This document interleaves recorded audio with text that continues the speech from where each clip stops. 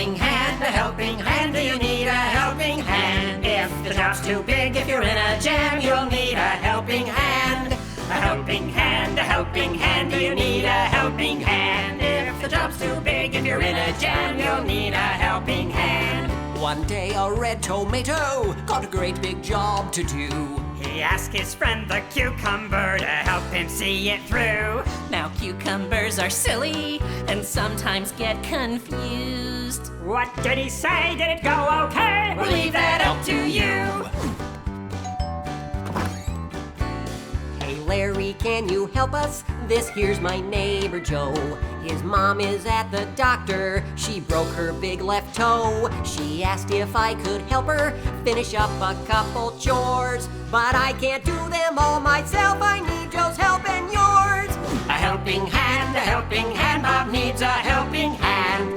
The job's too big, he's in a jam. Bob needs a helping hand. A helping hand, a helping hand. He needs a helping hand. The job's too big, He's in a jam. he needs a helping hand. Sure, Bob. I'd love to be a helper. This suit helps me fight crime. I couldn't be more willing. I do it all the time. And I can be a psychic pal. I'm Mighty Teeny Joe. Though critics don't stand a chance against my teeny mighty blow. A helping hand, a helping hand. Bob needs a helping hand. Help, But we've got a hunch that's a bit too much. He just needs a helping hand. A helping hand, a helping hand. He needs a helping hand. He likes your zeal, but it's no big deal. He just needs a helping hand. I had something else in mind. See, I can rake the leaves while Larry cleans the shed. And Joe can fold the laundry, feed the dog and make his bed. Then I will vacuum all the rugs while Joe is busy dusting. And Larry, you can mop the floor before it gets disgusting. I wonder what the cucumber's gonna do. I was thinking that I could use my chopsticks to eat yogurt by the plateful. We'll teach the spoonless people, they'll be forever grateful. And Mighty Teeny Joe loves helping any way he can. He'll help the forkless people eat gazpacho from a pan. That's pretty much what we figured. Well, that's nice, Larry, but don't you see that you can be a helper by sweeping up the floors? You don't need superpowers to oil squeaky doors. Be a super helper, pile papers in a stack. There's lots of stuff that we can do before Joe's mom gets back. Whoa! A helping hand, a helping hand. Bob needs a helping hand. He's been a little dim. Maybe it's sinking in. Will Larry lend a helping hand? You know, Bob, you're right. I fear my mind was focused on some bigger, grander things. Like using super suction ears or super teeny wings. But now I know the love we show is equally as grand. To be God's superhero, simply lend a helping hand. Yay, he got it! A helping hand, will you lend a helping hand? When the job's too big and someone's in a jam, always lend a helping hand. Always lend a helping hand. But how tomatoes break their toes, I'll never understand.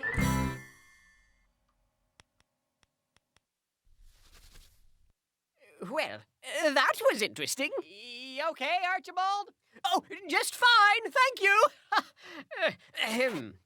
You'll be glad to know, folks, that we have saved the best for last. It has long been rumored that Gilbert and Sullivan, the brilliant musical duo, penned one last musical before their deaths. This musical, legend has it, was lost before it could be staged. Well, if my cohorts, Philippe and Jean-Claude, are correct, we have that lost musical.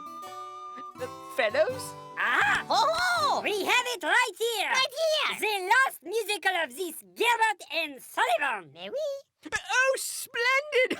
Let me have a look at it. Oh, here it is. Gilbert and Sullivan present Lyle the Kindly Viking, a musical pop-up book. Well, get ready for a truly historic event. Once upon a time, there was a little village by the sea where there dwelt a band of Vikings.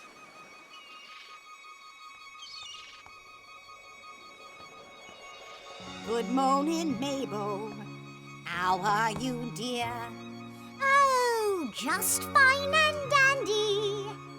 Is Harold round here? I haven't seen him, but that's no surprise. Olaf's gone too? Mm-hmm. They're out with the guys. We should have listened to our mothers and married more judiciously. But we pick men with metal hats who sail across the sea. You live in London. We married Vikings. What do you know? The terrors of the sea. They're Vikings. Wherever they go, pillaging happily. They're Vikings. Let there be no ambiguities, 'cause this is my life as a Viking wife. We have to admit that it's rife with strife, but that's the lot we got when married we. The terrors of the sea. Oh, look what the cat drug in. Wonder what they brought back this time. Hey, there's your wife, Olaf. Yep, and there's your wife, Harold. Oh boy, do they love us or what? Well, what's not to love? I mean, after all, we're Vikings. What do you know? The terrors of the sea. We're Vikings. Wherever we go, pillaging happily. We're Vikings. Let there be no ambiguity. Vikings, 'cause who doesn't like a pile of loot? Some gold and jewels and a shiny suit. And a giant screen TV to boot. A Viking life for me, yo-ho! We're Vikings. What do you know? The terrors of the sea. We're Vikings. Wherever they go, pillaging happily. We're Vikings. Let there be no ambiguities. 'Cause who doesn't like a pile of loot? This is my life as a Viking wife. Some gold and jewels and a shiny suit. We have to admit that it's rife with strife. And a giant screen TV to boot. But that's the lot we got when Married ye. The terrors of the sea. we married Vikings. That's the life for me.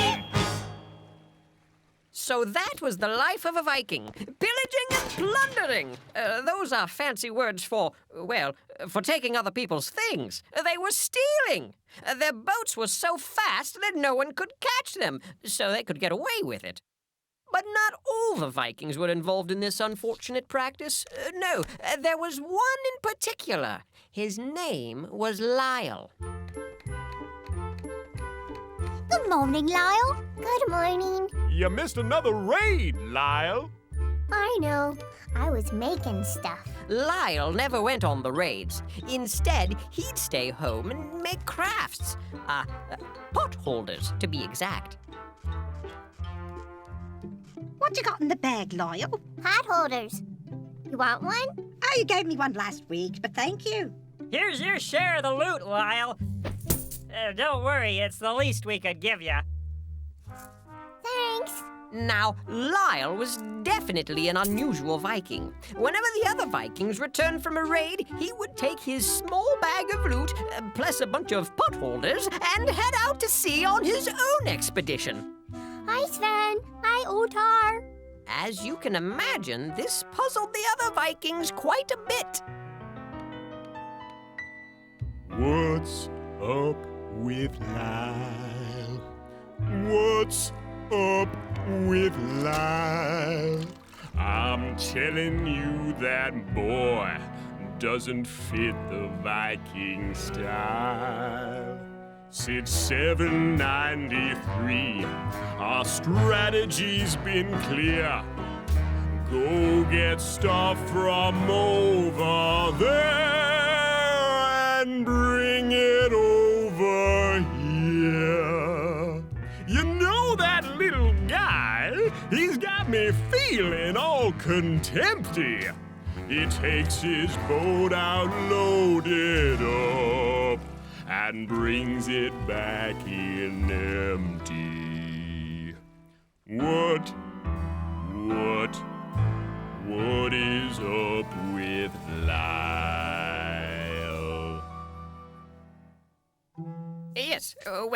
No one could figure out what Lyle was up to, so two of the other Vikings, two fellows named Sven and Otar, decided to follow him and find out. You guys go ahead. We'll catch up. Sven, you don't have to sing. But it's a musical. Yeah, I know, but you don't have to sing every line in a musical. Talking is okay, too. Oh, okay. So very stealthily, they followed Lyle across the sea. No, you're too close. He's gonna see us. No, Sven, I'm not close enough. Would you just let me? We're gonna lose him. I'm just trying to. A little closer. No, too close. No. Would you just? And much to their surprise, he led them right back to the monastery they had raided the night before. What? Huh? What is he doing? Can I see? But Sven, No, hold on. Just a minute. I wanna. No, come would on. you? Would you just? No, let go. Would you I've got give me him. the? I've got him. Those were Olaf's. Dear monks, what can I say? My friends have taken your things away. Dear monks, what can I do? I've come to bring some back to you. I cannot make it all come back, for they are bigger and older. But I'll share what I have in my little sack, and a few of my own pot holders. Hey, it's the thought that counts. Dear little Viking boy. You can call me Lyle. Oh, okay. Dear Lyle, we like your style, for we were all despairing. But you rowed your boat for many a mile to practice an act of sharing. Boys? Thank you, Viking friend. No longer are we blue. Rest assured that we intend to someday soon help you. Sven and Otar were very confused. I'm confused. They returned home and waited to confront Lyle.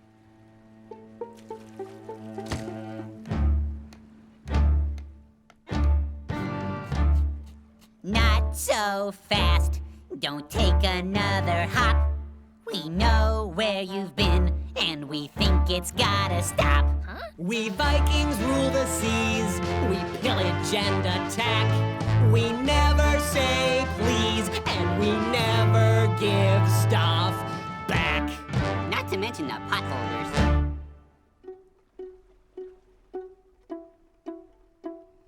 You both care about your share of gold, so rare, and big TVs. But when I share, I get my share of friends.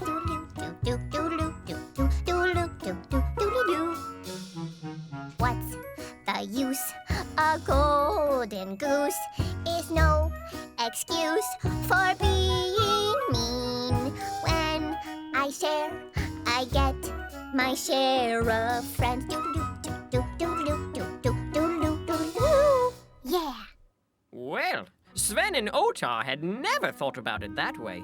Could sharing actually give them more of what would make them really happy? Even they had noticed that watching that big screen TV wasn't all that fun by yourself. They needed to give that a little more thought. In the meantime, though, they knew Lyle would be in big trouble if Olaf learned what he was doing. If Olaf finds out, you'll be in big trouble. You can just talk. Oh, right. If Olaf finds out, you know. Well, Olaf's not gonna find out. This will be our little secret. Thanks, guys. So they resolved not to let Olaf find out. Unfortunately, this was easier said than done. Just a few days later, as the Vikings were headed out to raid the monastery once again, it was the only monastery in the area, Ottar spotted something. Oh no! What is it? It's Lyle. He's at the monastery.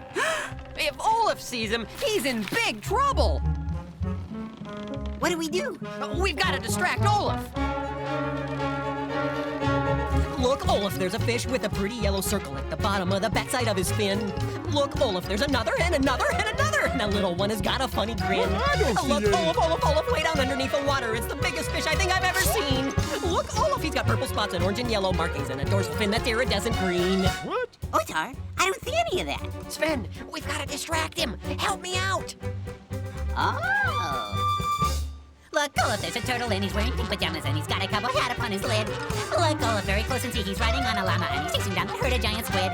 Look, Olaf. There's a whale that's dancing with a bear. Look, Olaf, it's a mermaid. It's an ostrich. It's a bunny. Look, Olaf, please look anywhere but... I don't see anything.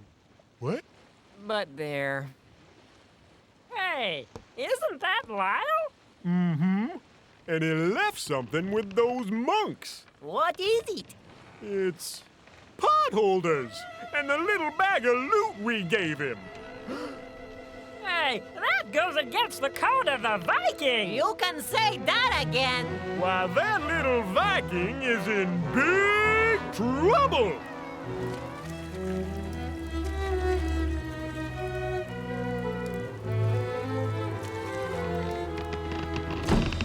What do you think you're doing? I was, Giving them stuff back? yeah? Well, now there's a storm a brewing, and you're the one that's under attack.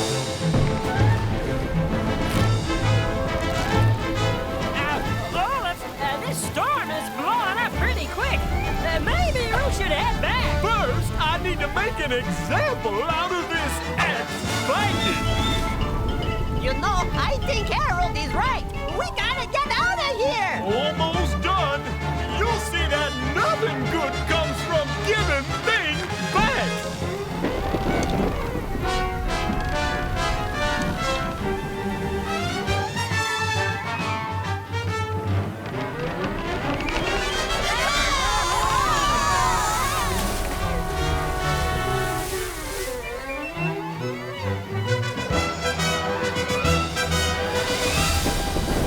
Lyle's in trouble.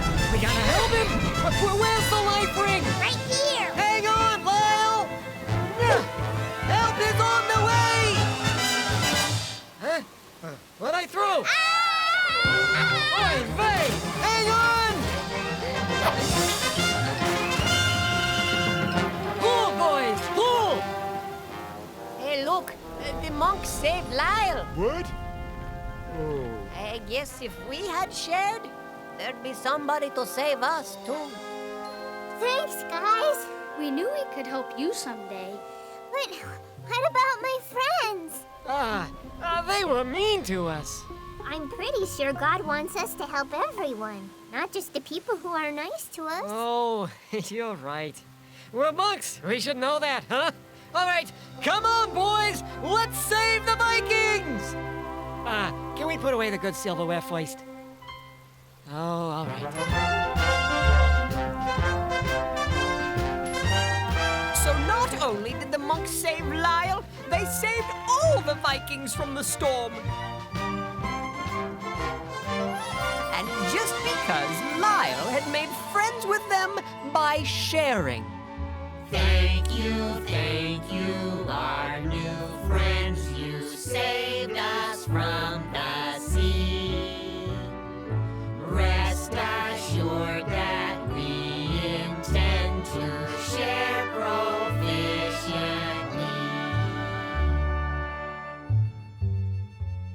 We used to care about our share of gold so rare and big TVs. But when we share, we get our share of friends. So what's the use. A golden goose is no excuse for being mean. When we share, we get a share of friends. Clap if I could. Does that mean we can't be Vikings anymore? Not necessarily, but I do think you need to change your song. We're Vikings, what do you know? The sharers of the sea. We're Vikings. Wherever we go, sharing happily. We're Vikings. Let there be no animosity. Cause our pillaging ways we will amend by sharing and caring and making friends. And finally our singing is at its end. The sharers of the sea. We're Vikings. The sharers of the sea. I need to go to the bathroom. Sven, you can stop singing now. Oh, right. The sun always shone on the mountains of Fibble. The wind and the rains never came. To call the place beautiful, no one would quibble, though hard on the feet, they'd exclaim. But high in those hills, past the rocks and the rubble, so high that the clouds were below, sat two tiny towns that were nothing but trouble. As you listen, you'll see that it's so. Now, the town to the west that thought it was best bore the name Flibberoloo, where the women and men since 1710 have worn on their heads one large shoe. Now, in town number 2, one big shoe wouldn't do, so the people of Gibberty-Lot would look down and bellow at shoe-headed fellows and place on their own heads a pot. Mine's really more of a kettle. For days without end, these two neighbors would bicker as to whose headgear was best, and the shoes and the pots would fly ever thicker, from morning to night without rest. But not all of the people who lived in these cities were angry and bitter and vile. A few would write poems and sing happy ditties and greet all their friends with a smile. One Flibian fellow who hated to fight tried hard not to act like a mobster. While pots crashed around him from morning till night, he'd just play with his pet wind-up lobster. They kept to themselves, and they'd talk and they'd talk, until one day he said, Hey, let's go for a walk. I'm tired of lying around like a squid. I want to go out there. So that's what he did. The shoe-headed boy and his blue plastic friend walked out of their town and began to descend to the dark, rocky valley between the two cities, away from his friends and their light-hearted ditties. Ba-la-la, ba-la-la. Hey, this is swell, he said. Gosh, this is fun. It's great that my lobster can get out and run.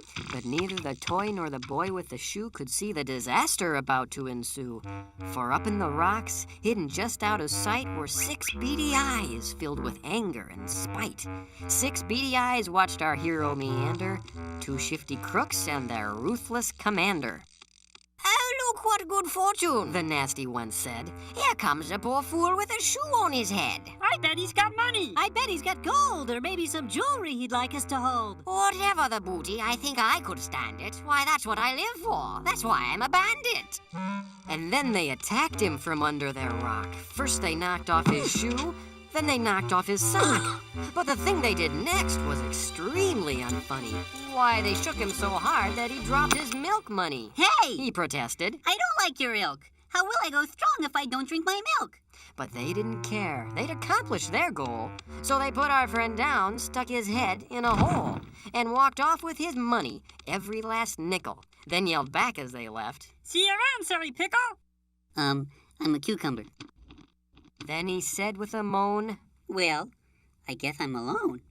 But this was a loneliness he'd never known. His friends were far off and his lobster was missing. The sound he could hear was just the wind hissing. Hello? Hello? Things looked pretty grim for our Flibian buddy, his head in a hole, his shoe bent and muddy. But then, were those footsteps? Oh, could it be true? Along came the mayor of Flibberoloo. Of anyone, surely he'd help the poor soul. Hello? Said the boy with his head in a hole. I seem to have fallen. I seem to be stuck. But now that you're here, well, I guess I'm in luck. Oh dear, Said the mayor, observing the shoe. a fellow in need, and he's Flibian, too. Young man, I have noticed your dire situation, and please rest assured that I share your frustration. But how can I put this? What can I say? Maybe you'll understand better this way. Is that music? I'm busy, dreadfully busy. You've no idea what I have to do. Busy, shockingly busy. Much too busy for you. Oh, I see. As soon as the mayor had finished his song, a Flibian doctor came strolling along. Out of my way! She said, starting to slide. If you and your pickle would please step aside. I'm very important. I can't stand and chat. Well, that's not my pickle. I found him like that. Besides, it so happens I'm noteworthy, too. Why, I am the mayor of Flibberoloo. I'm a cucumber. I see, said the doctor. Then you'll understand without an appointment I can't lend a hand. They're folks with bronchitis. They're kids with the flu. She said to the mayor of Flibberoloo. If I'm not mistaken, you're quite busy too. Well, they talked about schedules, compared daily planners, till finally a voice said, Please pardon my manners. I don't mean to bug you. I see that you're busy, but being inverted has made me quite dizzy. The two other Flibians paused for a while. They looked at each other, then said with a smile, We're busy, dreadfully busy. You've no idea what we have to do. Busy, shockingly busy. Much too busy for you. 'Cause we're busy, frightfully busy. More than a bumblebee, more than an ant. Busy, horribly busy. We'd love to help, but we can't. Ta-ta! Oh, it was just dreadful. How could they desert their Flibian friend with his head in the dirt? That's it then. I'm finished. I'll die here down under. If they would not help me, then who would? He wondered. But wait, someone else on the road overhead. Would they help a friend beaten up, left for dead? Oh, look, on his head, not a shoe but a pot. Why, this little guy was from Gibberty-Lot.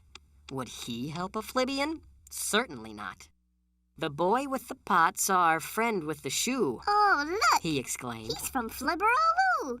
Why, they think we're garbage. They pelt us with shoes. Why should I care if he's beaten and bruised?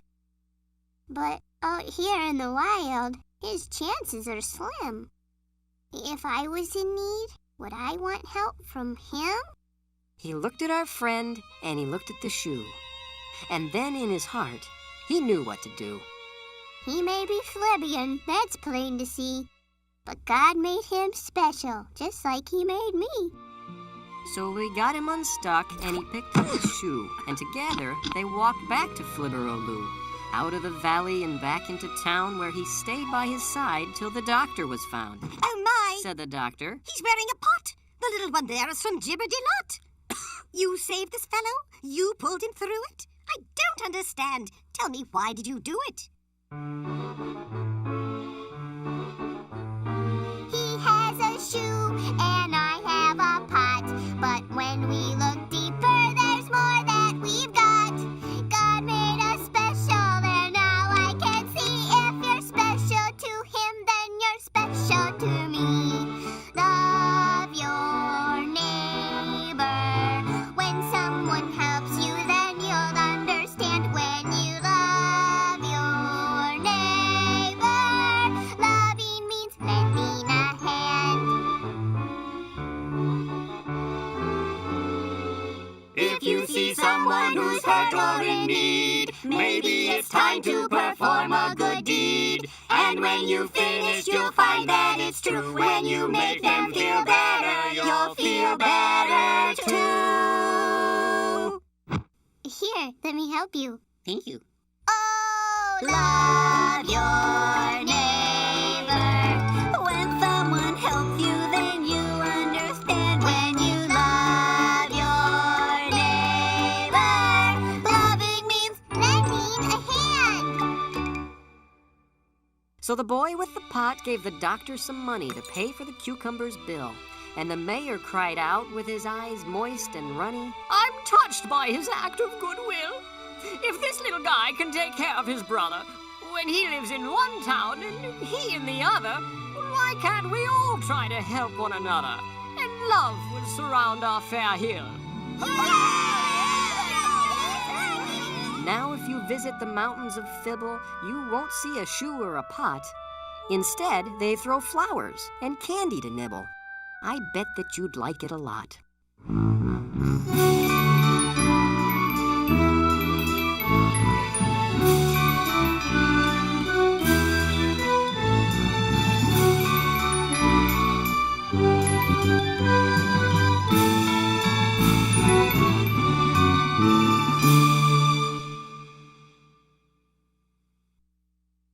And now it's time for Silly Songs with Larry, the part of the show where Larry comes out and sings a silly song. Our curtain opens as Larry, having just finished his morning bath, is searching for his hairbrush. Having no success, Larry cries out, Oh, where is my hairbrush? Oh, where is my hairbrush? Oh, where, oh, where, oh, where, oh, where, oh, where, oh, where, oh, where, oh, where, oh, where is my hairbrush? Having heard his cry, Pa Grape enters the scene. Shocked and slightly embarrassed at the sight of Larry in a towel, Pa regains his composure and reports, I think I saw a hairbrush back there. Back there is my hairbrush. Back there is my hairbrush. Back there, oh, where, back there, oh, where, oh, where, back there, back there, back there is my hairbrush. Having heard his joyous proclamation, Junior Asparagus enters the scene. Shocked and slightly embarrassed at the sight of Larry in a towel, Junior regains his composure and comments, Why do you need a hairbrush? You don't have any hair! Larry is taken aback. The thought had never occurred to him. No hair? What will this mean? What will become of him? What will become of his hairbrush? Larry wonders, No hair for my hairbrush. No hair for my hairbrush. No hair, no hair, no where, no hair, no hair, no hair, no where, back there, no hair for my hairbrush. Having heard his wondering, Bob the Tomato enters the scene. Shocked and slightly embarrassed at the sight of Larry in a towel, Bob regains his composure and confesses, Larry, that old hairbrush of yours, well, you never use it. You don't really need it, so, well, I'm sorry. I didn't know. But I gave it to the Peach, 'cause he's got hair. Feeling a deep sense of loss, Larry stumbles back and laments, Not fair, oh my hairbrush. Not fair, my poor hairbrush. Not fair, no hair, not fair, no where, no hair, not fair, not fair, not fair. My little hairbrush. Having heard his lament, the Peach enters the scene. Himself in a towel, both Larry and the Peach are shocked and slightly embarrassed at the sight of each other. But recognizing Larry's generosity, the Peach is thankful. Thanks for the hairbrush. Yes, good has been done here. The Peach exits the scene. Larry smiles, but still feeling an emotional attachment for the hairbrush, calls out, Take care of my hairbrush. Take care, oh my hairbrush. Take care, don't dare not care. Take care, nice hair, no fair. Take care of my hairbrush. The end.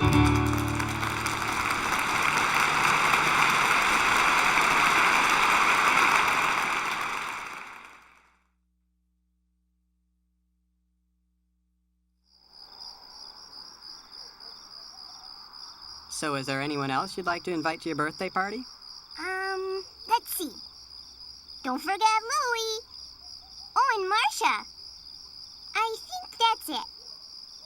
Are you forgetting anyone else? No, I don't think so. Well, what about Fernando? I bet he'd like to come. No, not Fernando. Why not? Well, he just moved here, so I don't know him very well. And besides, he talks kind of funny. Now, Junior, he doesn't talk funny. He just talks different. His family is from another country. Yeah, I know. It still sounds funny. You know, Junior, God wants us to love everybody, not just the people that are like us. So we need to accept others just the way they are. Besides, we can learn a lot from people who are different than us. Yeah, I suppose. I'll tell you what. You think about it, and in the morning we'll talk some more. Okay? Okay. Good night, Junior. Good night, Dad.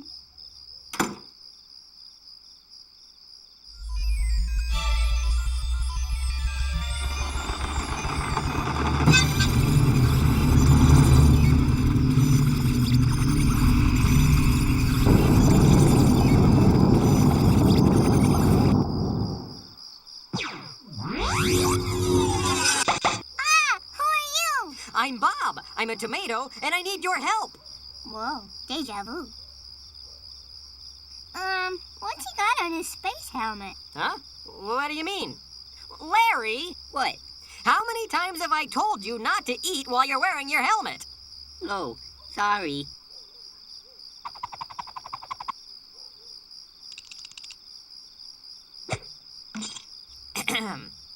We need your help, Junior. Our starship, the USS Apple Pies, is in grave danger. Oh, really? Tell me more. In just 8 minutes, the ship and its crew will be smashed to bits by a giant meteor. Good heavens. Well, can't you just move the ship out of their way? That's just it. The Apple Pies is completely without power, dead in the water. She can't budge an inch. She's stuck. Oh, dear. Well, gee, how can I help? Didn't you minor in aerospace technology at the Happy Tots preschool? Why, yes. Yes, I did. What'd you major in? That's not important now. Play-Doh. Me too. No time for chit-chat. Junior, only you can save the Apple Pies. Lieutenant Larry, the Shrinker Beam. Aye, aye, Captain Bob.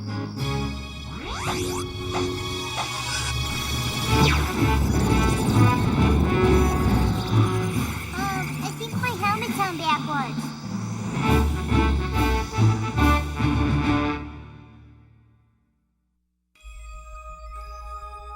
There it is, the USS Apple Pies. When we get on board, you'll be briefed by the ship's engineer, Scooter. Then you can get to work fixing the power. Okay.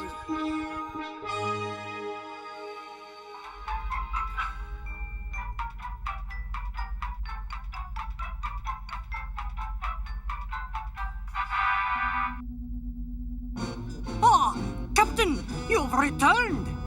Hello, Scooter. Any luck? I'm afraid not, Captain.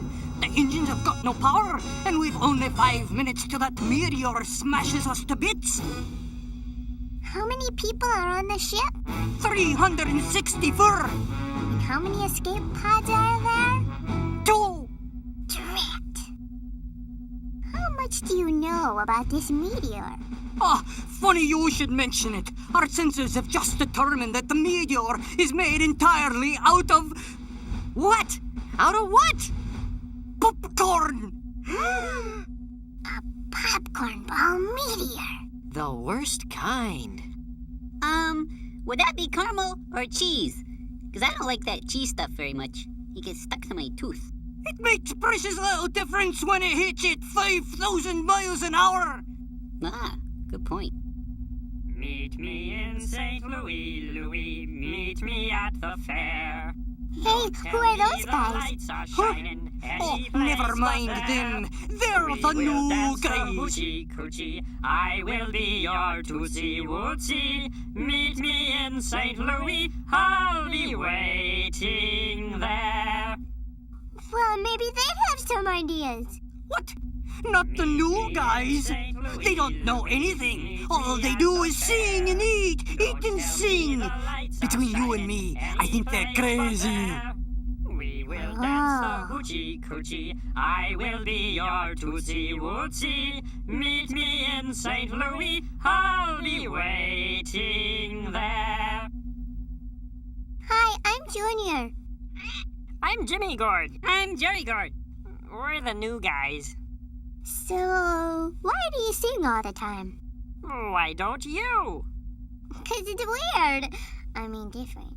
You know, sometimes differences can be good if we just take the time to get to know each other.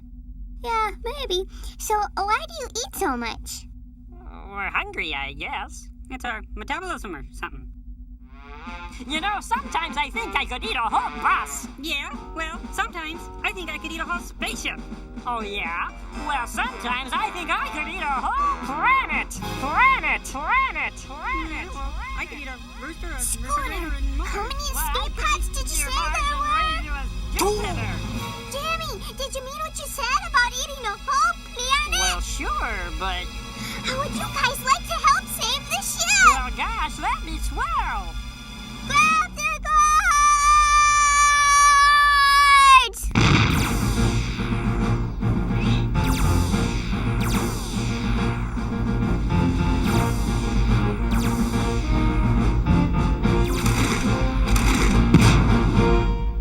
So then, we'll just stay here? Hey, it's kind of like a field trip or something. Only 2 minutes left. I hope this works. Do you know the Muffin Man, the Muffin Man, the Muffin Man? Do you know the Muffin Man? He lives on Drury Lane. I bet I could eat all his muffins. Oh, well, I bet I could eat all his muffins in his house. Yeah.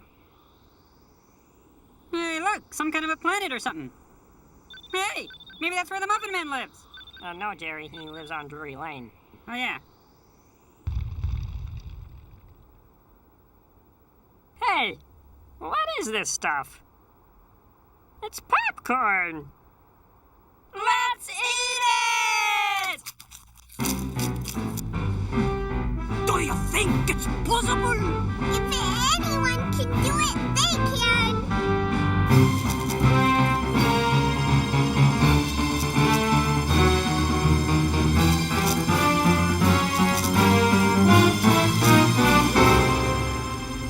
Only 10 seconds left. I sure hope those gourds were hungry. 5, 4, 3, 2, 1. Incoming! No more for me, thanks. I'm full. Excuse me. Get him in here!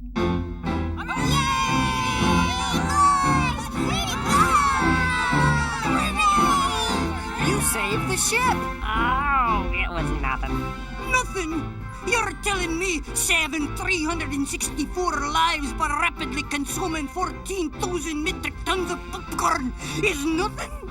Well, I guess maybe it's a little something.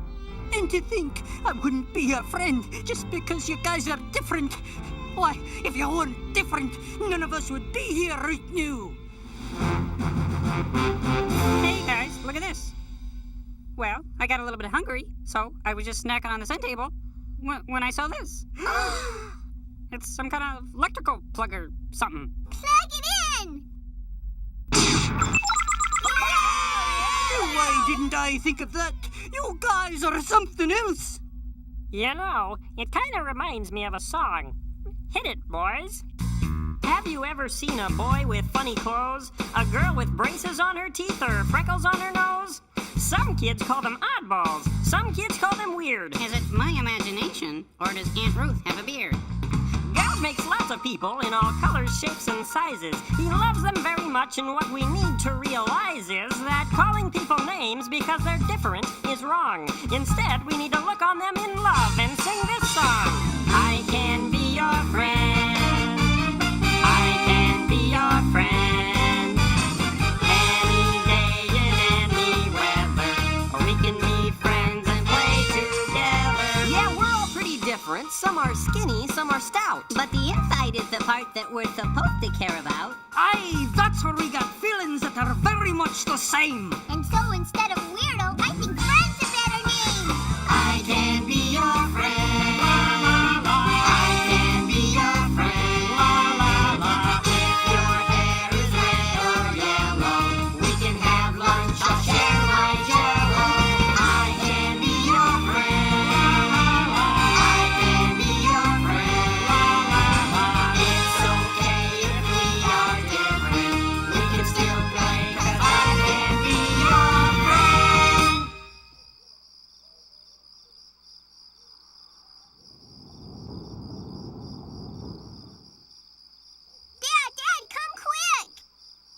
What is it? Is something wrong? Oh, no. I just wanted to tell you that I'm going to invite Fernando to my party after all. Really? That was quick. What made you change your mind? Well, being different can be good. Like maybe if my party's about to be smashed by a giant popcorn bomb in there, Fernando could eat it. Or maybe if the slime monster shows up and tries to squirt slime all over us, Fernando could maybe blast him with his X-ray eyes. Well, I don't think Fernando could do those kinds of things. But I bet he could teach you about his country and show you the kinds of foods he likes to eat. Who knows? You might like it. Yeah, that sounds fun. I sure am proud of you for making the right decision. Well, it's time for sleeping. I love you, little mister. I love you, big mister. See you tomorrow. Okay.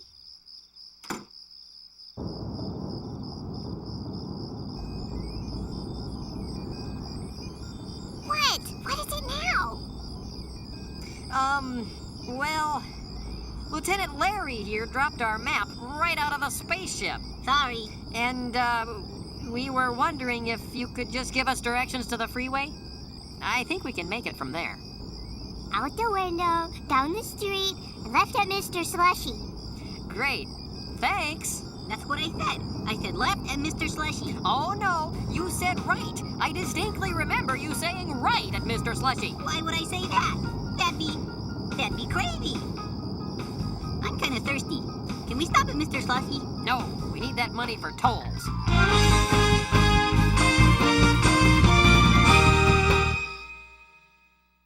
Why, yes, it started from that tropic port aboard our tiny ship. Now, Larry, he was a mighty sailor man.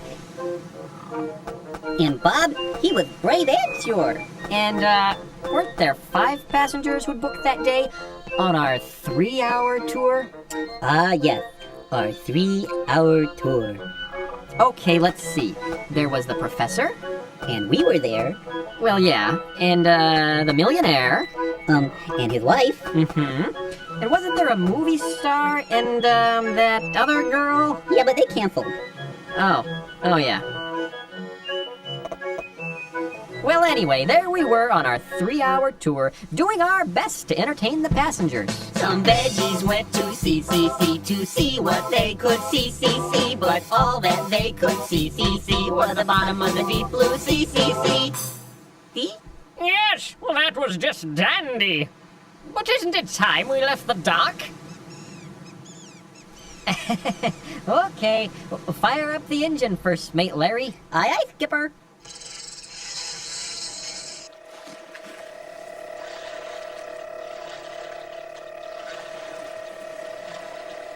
Lovely day, isn't it?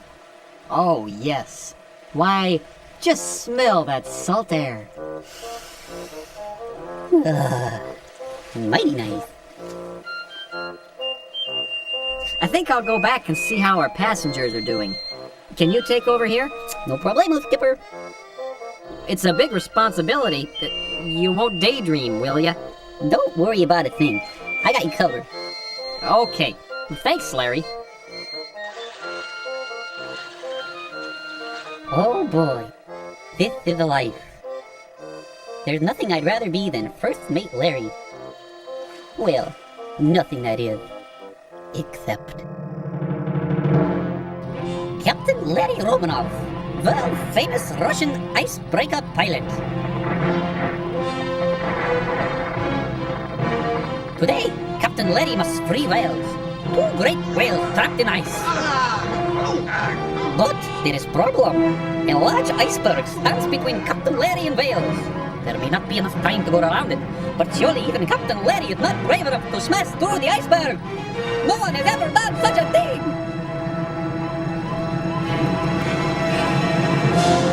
Yes, this is no time for cowards. Captain Larry will smash the iceberg and free the whale.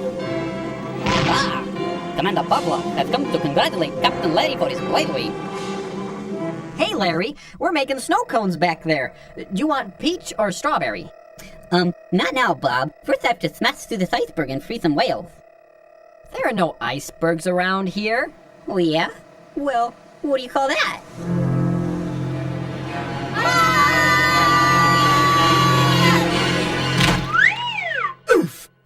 Oh.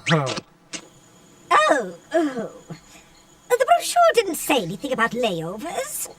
Well, you see, Lovey, I believe we have had some sort of an accident. Skipper? Yes, we most certainly had an accident, and I think someone has some explaining to do. Well, you see, there were these whales, and they were stuck in the ice. And, well, the only way to get them out was to smash right through that iceberg over there. Except it turned out to be a rock. And rocks are a lot harder than icebergs. It just so happens that the nearest iceberg is 2,640 miles away. What were you thinking? You smashed our boat. Now what are we gonna do? You have ruined our vacation. What do you have to say for yourself? I'm sorry? At least the boat is still floating. Oh. I need to call my broker. I'm going to look for a phone.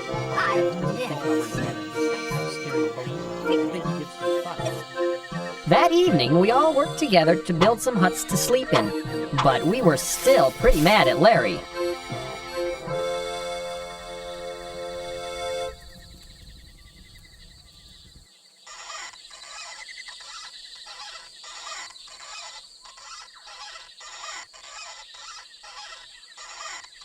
Gee, it's kind of nice out here. Maybe this isn't so bad after all. Huh, Bob? Not so bad? What do you mean, not so bad? Our boat is at the bottom of the ocean, and we're stuck on this island, in the middle of nowhere, with no way to get home. I said I was sorry. At least you could forgive me. Well, it's just that well, can't you see I just can't. Oh, I said I was sorry. Well, that's just not good enough. Good night. Not good enough? Not good enough? He means I'm not good enough. They all think I'm not good enough. I bet they'd be happier if I just left. So that's what I'll do. I'm just gonna take my things and just go away. Yeah. I don't have anything. Well, I'll just go. Just with my hat. Goodbye, Bob. I hope you find a first mate that's good enough.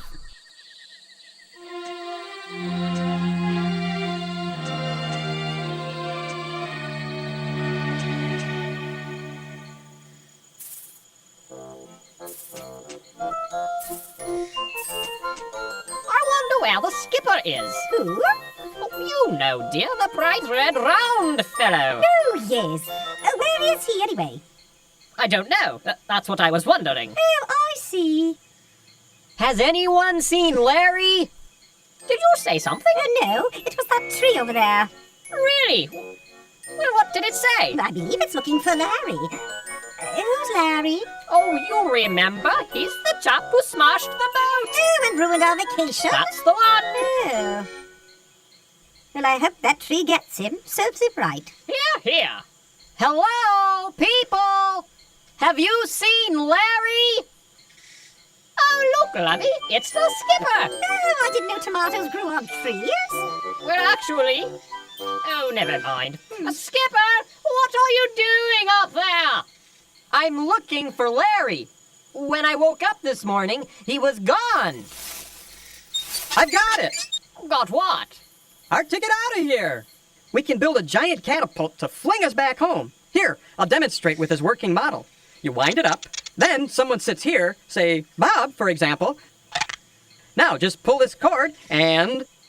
Our house? Ow. Oh dear. Look what you've done to our house. You bunked me on the head with a coconut. Wow, I did not mean to do that. I am so sorry. Can you ever forgive me? Well, I guess it was an accident, and you did say you were sorry, so I forgive you. Thanks. I'm really sorry about your house. I'd be glad to help you fix it if you want me to. Do you think you could forgive me? We know you didn't mean to do it, so we'll forgive you. Oh, thanks. Gee, it sure does feel good to be forgiven when you make mistakes. Yes, sir. Boy, if I said I was sorry for doing something wrong and really meant it, and people still wouldn't forgive me, I'd feel just terrible. Oh yeah, definitely. Well, Larry said he was sorry for smashing the boat. And that was just an accident too. Just like when I hit you with that coconut, or when you fell through their roof. And we wouldn't forgive Larry at all. So that's why he went away. He must feel terrible. We've got to find him. Well, come on, everybody. I think he's over here, maybe. Larry! Larry! Hey, little buddy! Larry! Larry! Larry! Hey, little buddy! Come back! We have something to say to you!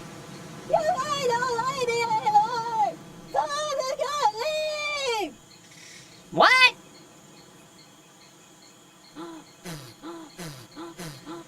I said, you guys don't like me anymore, so I'm just gonna leave. We do like you, Larry. Yes, and we forgive you for smashing the boat. You do? Well, we realize that everybody makes mistakes sometimes, and it was wrong for us not to forgive you when you said you were sorry. Yeah? Yeah. Can you forgive us for not forgiving you? Okay. I forgive you guys. Phew. Oh, good. Hello? Did you say something? No, it was that tree again. I'm so happy to see you forgiving each other. It makes me want to sing. Do you mind? No!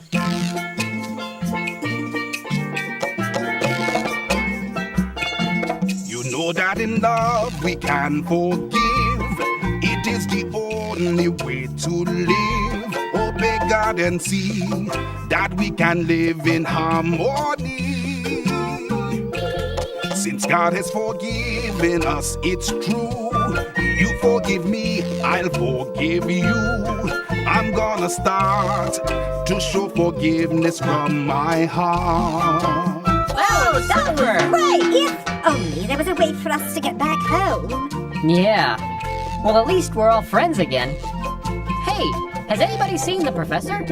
Nope. Voila! Hey, do you like it? I made it entirely out of bamboo and coconuts.